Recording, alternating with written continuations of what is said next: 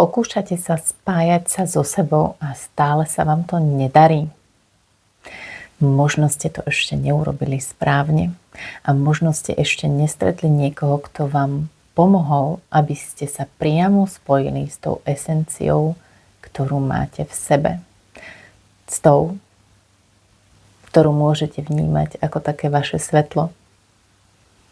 Ako miesto, kde cítite, že ste správne a že ste to vy. Tak dnes vás pozývam, poďte sa so mnou naladiť na seba. Je pondelok, možno budete mať veľa situácií, ktoré vás budú možno vytáčať, možno stresovať, možno sa budete potrebovať upokojiť. A jediné miesto, kde viete nájsť pokoj, je, keď sa spojíte sami so sebou. Tak poďte. Ideme spolu dýchať.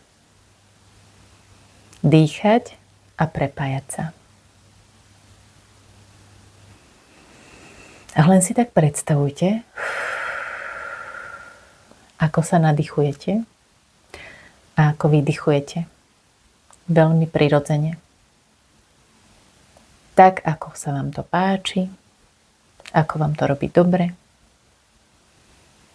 A len sa nadýchujete a vydychujete.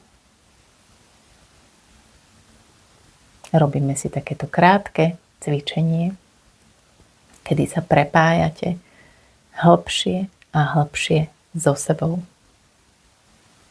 A len sa vnímajte a dýchajte veľmi ľahko a tak, ako je vám to prirodzené. Vnímajte svoje telo, tlkot svojho srdca. Pozorujte myšlienky, ktoré behajú vašou hlavou. Nechajte ich ísť. Ste tu len vy a môj hlas, ktorý vás prevádza.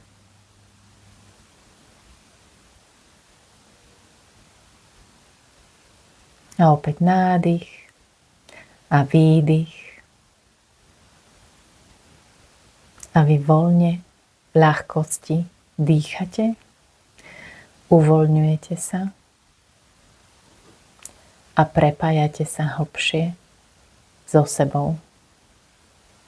S tým, čo je pre vás prirodzené. Z miesta, ktorým ste vy. Z miesta, v ktorom sa nachádza pokoj, dôvera a istota. Vy viete, čo je pre vás správne. Vy presne viete, čo je pre vás prirodzené.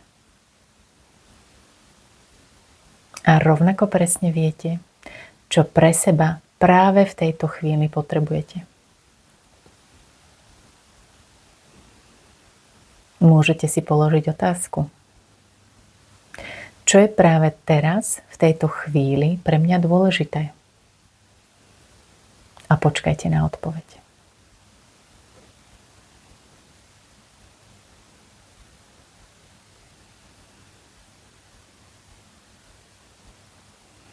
Verím, že toto krátke cvičenie bude pre vás užitočné. Možno vám príde zaujímavý nápad. Možno sa len tak ľahko upokojíte. A možno na situáciu, do ktorej by ste išli z pozície stresu a nervového napätia, sa zrazu proste upokojíte a spokojom budete odpovedať na to, čo sa okolo vás deje. Uvidíte, pozorujte, určite mi napíšte. Čo sa vám podarilo? V akej situácii ste toto cvičenie použili? A ako ste sa s ním mali? Ako sa vám darilo prepájať sa viac a viac so sebou? Tak vás pozdravujem a prajem vám krásny deň. Chcela som povedať aj slnečný, ale to slnko nesvietí, tak nech vám svieti aspoň v duši. Majte sa.